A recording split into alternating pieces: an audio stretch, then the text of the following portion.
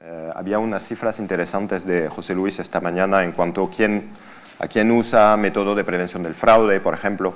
Sabemos que las empresas de más de 100 millones de cifra de negocio utilizan un promedio de 9 tipos distintos de herramientas para prevenir el fraude, por ejemplo, para un poco darles el sabor. Entonces, lo que hicimos es una encuesta sobre nuestros miembros para saber qué tipo de fraude tenían y por qué tamaño. Lo hemos puesto en una bonita presentación con Akif y os vamos a hacer, es como el Eurovisión del fraude, ¿no? Vamos a empezar por el 9, 8, 7. Akif, all yours, in Spanish. I wish. Hello everyone, good morning. In 2006, when my wife and I got married, we came to Madrid for our honeymoon, and so it's very nice to be back here today. I appreciate the opportunity to be here. My wife is jealous that she is still back in London and not here with me.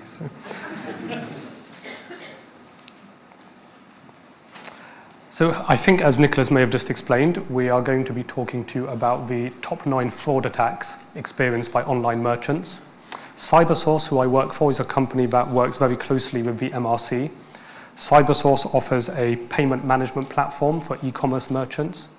Typically, we are processing at the moment approximately 145 billion euros worth of payments per year, and we enable merchants to process e-commerce payments in a variety of different countries.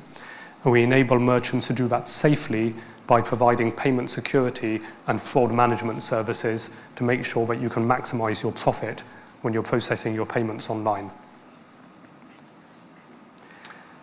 CyberSource has worked closely with the MRC on a number of occasions to carry out research and surveys about the e-commerce landscape.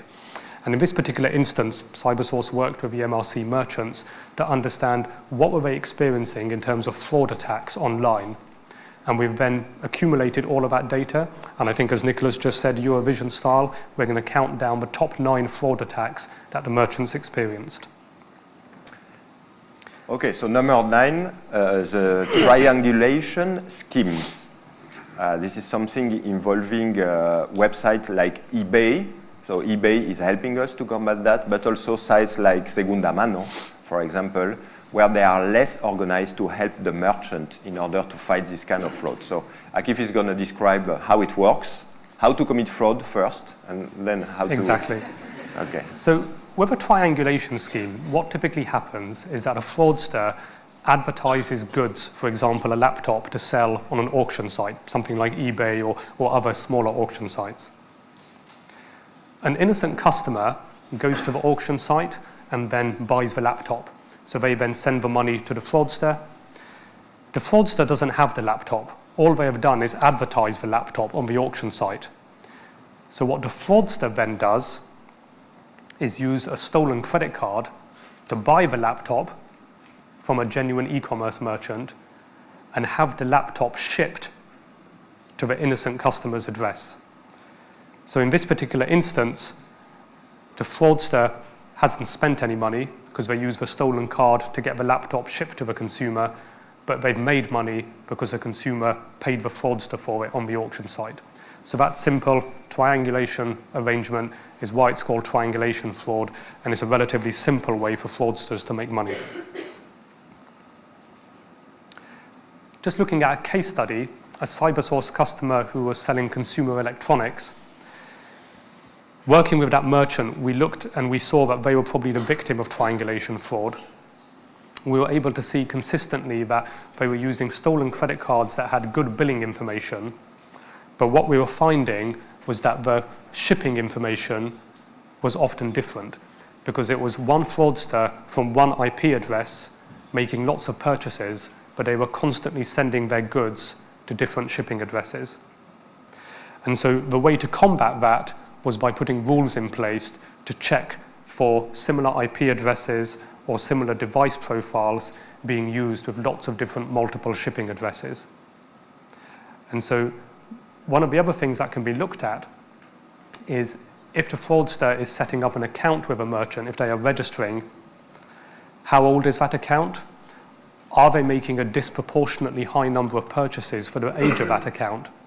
But also one of the things that we were able to spot is that unlike a normal customer fraudsters were typically ignoring special deals or product discounts because to them the cost of the goods weren't really important. They weren't buying it for themselves. They were basically having it shipped to somebody who had already given them the money for it. So that's not typical customer behavior, so that helped us spot that triangulation fraud. Finally, also looking at the length of the buying process, a typical customer will be on the website buying something and then leaving. A fraudster who's carrying out this kind of fraud may well have sold 5 or 6 laptops, for example, on an auction site, and will be then having a particularly long buying session where they'll then be buying multiple goods for shipping to those innocent customers.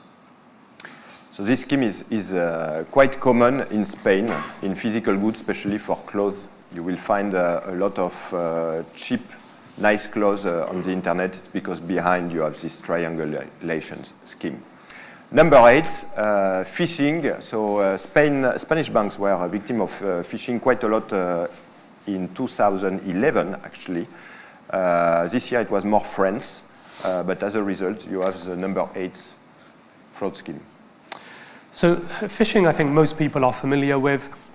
Typically, people experience phishing when it comes to online banking or their financial institutions. Increasingly, however, we are seeing phishing targeted at e-commerce merchants.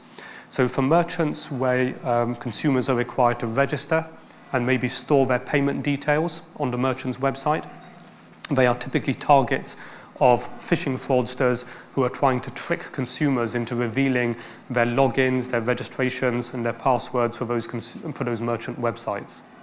This then enables the fraudster to log on to the merchant website and then use your account to make purchases.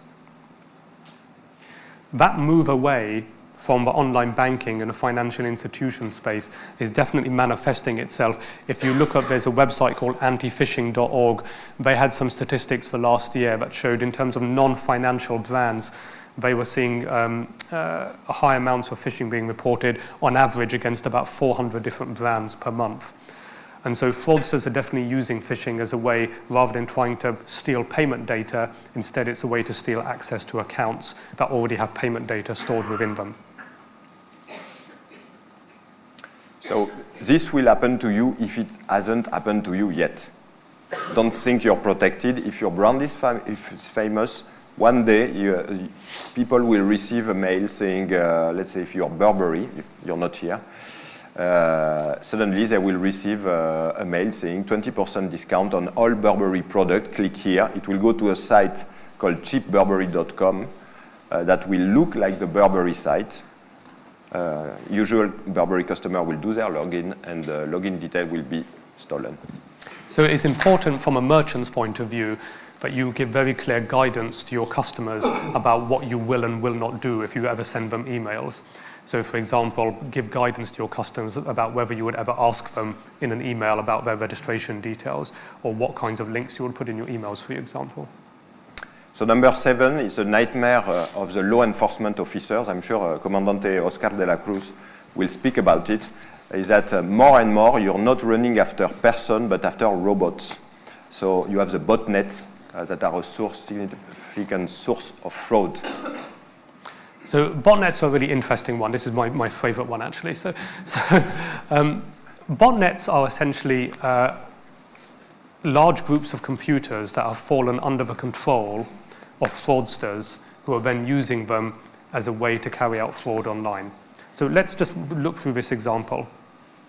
So imagine you are a merchant sitting in the heart of Europe, and several customers come to your website. So perhaps a customer from London, a customer from Russia, and a customer from Italy, perhaps. Now, unknown to you, some of those consumers may have had their computers infected with some kind of malware, some kind of virus, some kind of Trojan. So if we imagine, for example, there's a fraudster sitting in Nigeria, if we use that cliche, and so maybe these good customers have inadvertently opened an email that has a bad attachment or gone to a phishing website, and now there is some malware installed on their machines. They are unaware that their machines have been infected. Typically, these kinds of infected botnet machines are typically Windows machines that people have at home connected to broadband, which is on 24 hours a day, and that doesn't have either good firewall software or good up-to-date antivirus software. And unfortunately, that description matches hundreds and hundreds of millions of PCs around the world. So now, as a merchant, if you are doing, say, for example, simple IP geolocation checking, and these customers come to your website, they will just look like 3 different transactions. You will have an IP address from London, an IP address from Russia, an IP address from Italy. Even if you are a bit more sophisticated and you are doing some device fingerprinting, they will just look like 3 separate transactions, 3 separate devices, all with different device fingerprints coming to your website. In reality, though, what could be happening is that the fraudster in Nigeria is simply using the infected botnet machines as proxy servers. And so they are simply connecting to your website, but the data is going through these machines. And so for your IP checks and your device checks, it just looks like these are the devices you're doing business with. But in reality, they're just simply proxy servers, and the actual fraudster is looking at your website from Nigeria. So that's a very big challenge for e-commerce merchants. If we look at a case study, CyberSource was working with a ticketing company who experienced a large and organized fraud attack. There is a particular piece of technology you can use to fight this kind of fraud called proxy piercing, which is very closely associated with device fingerprinting. And it allows you to trick the machine behind the proxy into speaking to your website and thus revealing its true IP address. So you can get the IP address not just obviously of the machine connecting to your website, but the IP address, what we refer to as the true IP address of the machine behind the proxy. And so when CyberSource analyzed the transactions for this ticketing merchant, we were able to see that although there were lots and lots of different purchases being made, behind those purchases, and all those purchases had different IP addresses in different countries, behind those purchases, there was one true IP address coming from Vietnam. And so that's a good example of a botnet that was being controlled by a fraudster using a computer in Vietnam. So ways that you can try and fight botnets: it's important to use device fingerprinting technology. Look for inconsistencies. If you use good device fingerprinting technology, you'll be able to get characteristics of the device that can reveal to you whether botnets are being used. For example, looking at the time zones on the devices to see if they're consistent with the IP addresses. Looking at the browser language. If the browser language is in Vietnamese but the IP address is coming from Finland, potentially something is wrong there. And then using the proxy piercing technology that comes with some device fingerprinting scripts to be able to identify if proxies are being used and also being able to look behind those proxies. Sorry, I know that was a long one, but that's quite an in-depth, but it's very important. Actually, botnets are a big threat for a lot of merchants these days. So we fear a lot of increase of this kind of technology because of the mobile, also the Android. You know that the number of infection into the mobile is quite high as well. So that's something, unfortunately, we should expect to grow in the near future. Interestingly, as well, actually, if you go to the BBC website and just do a search for the word Spanish botnet, you'll find an article from about 3 years ago where there was a very large botnet called a Mariposa botnet, which I think means butterfly. I'm not sure. Mariposa. Yes. Yep. And so it was called a Mariposa botnet, and there were 3 men in Spain who were running that botnet, and it had 13 million PCs under their control in this botnet. So it's an interesting article that you should look up. Maybe the man who arrested them is here in the room. Maybe. So we'll see after. Okay, number 6 is reshipping. Unfortunately, you know, with the crisis, you have a lot of people unemployed and looking for some kind of money. They receive some job offer, even sometimes through Info Empleo and so on, and they get trapped into this kind of reshipping schemes. So with reshipping schemes, fraudsters recruit what they call mules. So these are people who they pay money to so that they can ship goods to their addresses. The fraudsters then use stolen credit cards to purchase goods from e-commerce merchants, and the goods are shipped to the mules. The mules may be based all around the country, potentially in different countries, and typically all the mules are told is, here's your payment, and just when packages arrive, when boxes arrive, just sign for them, receive them, and typically they're given address stickers, put this new address on there, and then ship it to the fraudster. So some of these mules perhaps are aware of what's going on. Some of them perhaps turn a blind eye or are perhaps naive. But as Nicola just mentioned, one thing that we're certainly seeing is that, in these slightly economically harder times, people are more vulnerable. It's a source of income for people who perhaps don't have jobs, who are perhaps home all day. And so to be told by a fraudster that actually to be told by a fraudster that you're just going to be receiving maybe 50 or 100 euros a week or a month, and all you have to do is just receive some boxes and then ship them to another address, is very attractive to many people these days. And from a fraudster's perspective, it means that they can use lots of different shipping addresses, which makes it harder for someone to track what they're doing. It also means that the fraudster is never going to be there when the goods are shipped. So if the e-commerce merchant suspects that there is some fraud going on, and perhaps they work with the police and they go to where the shipping address is, the fraudster knows that they're not going to be there at the shipping address. And so it's a way for the fraudster to remove themselves from any real threat of being caught immediately. Number 5, less common in Spain, is affiliate fraud. So this is only for certain kind of merchant and goods. Yep. So affiliate fraud, also known as reseller fraud. So there are two types of fraud available here. So the first is where the reseller and the merchant have a direct relationship. So for some e-commerce businesses, not all e-commerce businesses, but for some e-commerce businesses, their business model can also depend on having affiliates or resellers reselling their goods. In this particular instance, in return for some commission. So in this particular instance, the reseller is actually a fraudster. They have set themselves up as a reseller for a particular merchant. And then the fraudster themselves uses stolen credit cards to make purchases on their own website in order to sell these merchants' goods.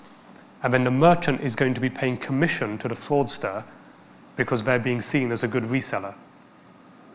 So essentially, the fraudster in this particular instance is earning commission, and all they're doing is using stolen credit cards to make purchases on their own website. Another example of reseller fraud is where there is no direct relationship between the merchant and the reseller, and a fraudster has simply set themselves up as a reseller for a merchant and is receiving genuine money from genuine customers for the goods, and is then using stolen credit cards to buy those goods from the merchant to pass them on to the innocent consumers. One way which e-commerce merchants can often spot this kind of reseller fraud, particularly in the luxury goods space, is when, as a merchant, if you start noticing that your own goods are for sale on auction sites, or if you search and you can find your own branded goods being sold on other people's websites, if that's not official trade that you've sanctioned, it could be a reseller who is reselling your goods and then using stolen cards to buy them from your website to give on to the genuine customers.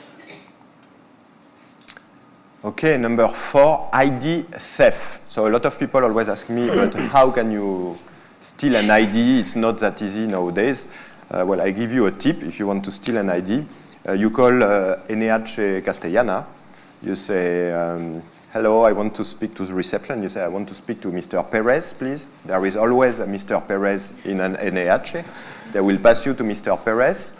Once you speak to Mr. Perez, you say, hello, I'm calling from reception. We have some problem. We didn't get your detail correct. Could you repeat me your passport number and your date of birth, please, and also the credit card? And you have the ID of Mr. Perez. It's such a scheme that I was in the US last week in San Francisco, and in the Hilton you had a paper in the room saying, "We will not call you from reception to ask your ID again," because it was such a massive scheme to steal some ID. But that's just an example. So ID theft. So as Nicolas said, ID theft is relatively straightforward to do. The last Symantec Internet Security Threat Report said that in 2011, globally, over 230 million IDs were stolen. One thing that's interesting, I think, is that over the last few years, the average time that somebody has been using a stolen identity to commit fraud has dropped by approximately about 40%, from 85 to 55 days.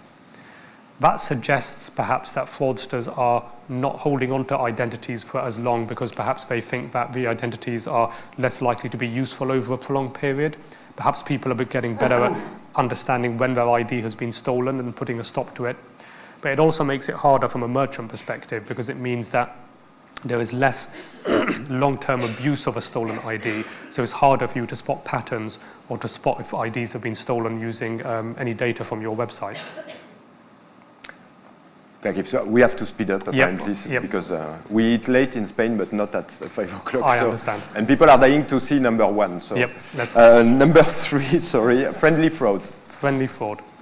So friendly fraud, very simply, and it's very frustrating for e-commerce merchants, is when people buy something from your website, a genuine person with their credit card, and then it's called buyer's remorse. They've bought something, but then they pretend that actually they were not the ones who made the purchase. And so from a merchant's perspective, you've had a good customer buy something, and now they are just pretending that a fraudster actually made the purchase so that you give them a refund. And they pretend they never got the goods. So it's very, very difficult to detect because ultimately it's a good purchase being made up front. Detecting this kind of fraud really comes from having good manual review processes in place and having good business processes in place. Particularly if you are shipping goods, make sure that you are working closely with whoever the company is that delivers your goods, so that, for example, if Nicolas rings you up and says, "I never made this purchase," you can look in your systems and say, well, actually, we have your signature that said you received the goods last Thursday morning, for example. So being able to trace the entire shipment route to make sure that the customer actually receives the goods and you have proof they received it is key. Number 2, and it's very worrying because merchants do not know it's a second type of fraud in terms of volume, is account takeover. Your customers are being victim of account takeover. So account takeover, very simply, and this follows on quite closely to the phishing example we gave earlier, is when a fraudster gets access to one of your customers' accounts, if they're registered on your website, and then uses that account for fraudulent means. Typically, if they will have obtained, say, the customer's login and their password, they'll log into the account. The most common thing to do is to change the shipping address and then use the stored payment details that are there on the account to buy something and have the goods shipped to another address. It's often typical as well to change things like the phone number or to change the email address so that when they are making these purchases, the genuine customer isn't wondering why they're getting emails thanking them for the purchases. So typically changing the shipping address and changing the email address are very common things that people do when account takeover is carried out. CyberSource has seen account takeover used a number of times with our merchants. One interesting thing, just to be brief here, is looking at the password characteristics when people are making purchases on your website. As a fraudster, if I've maybe taken over 5, 10, 20 accounts on your website, another thing I will do is change the password for the account so that the genuine customer isn't then able to access their account easily.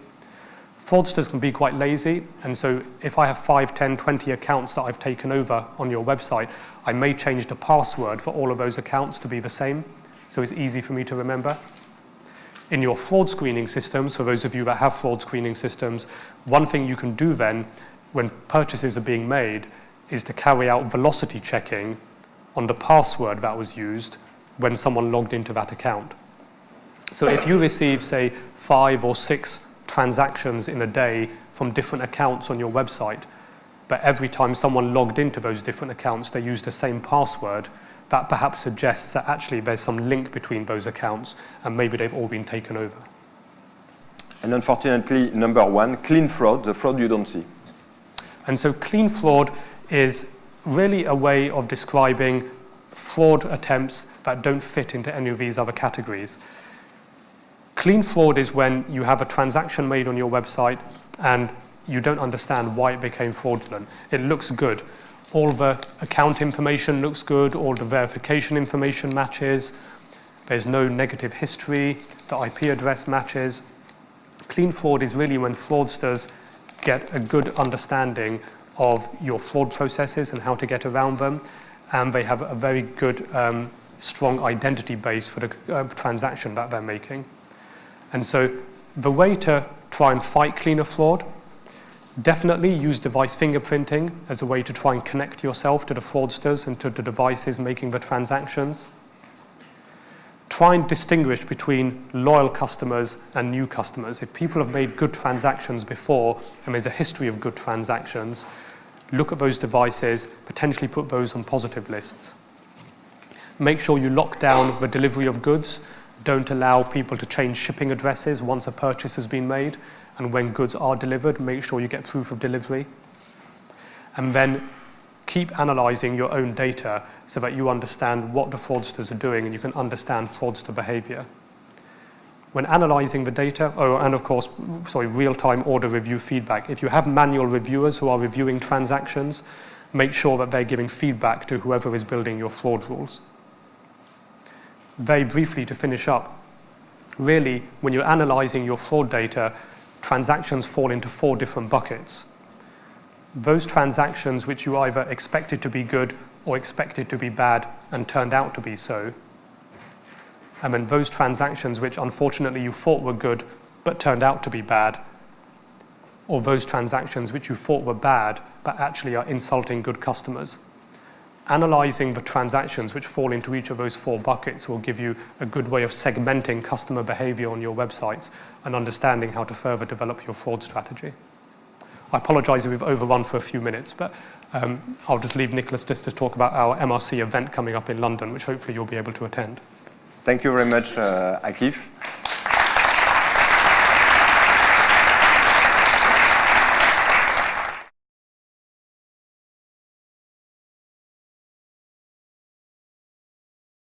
The merchant in order to fight this kind of fraud. So Akif is going to describe how it works, how to commit fraud first, and then how to... Exactly.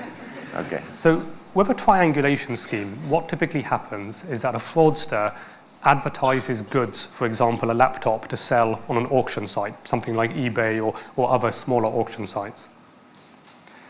An innocent customer goes to the auction site and then buys the laptop. So they then send the money to the fraudster. The fraudster doesn't have the laptop. All they have done is advertise the laptop on the auction site. So what the fraudster then does...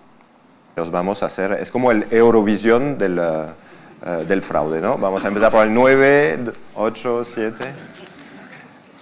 Akif, all yours, in Spanish. I wish.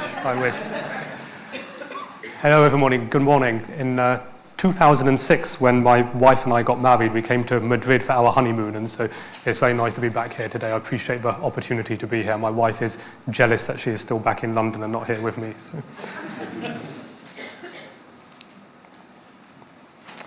So I think, as Nicholas may have just explained, we are going to be talking to you about the top 9 fraud attacks experienced by online merchants.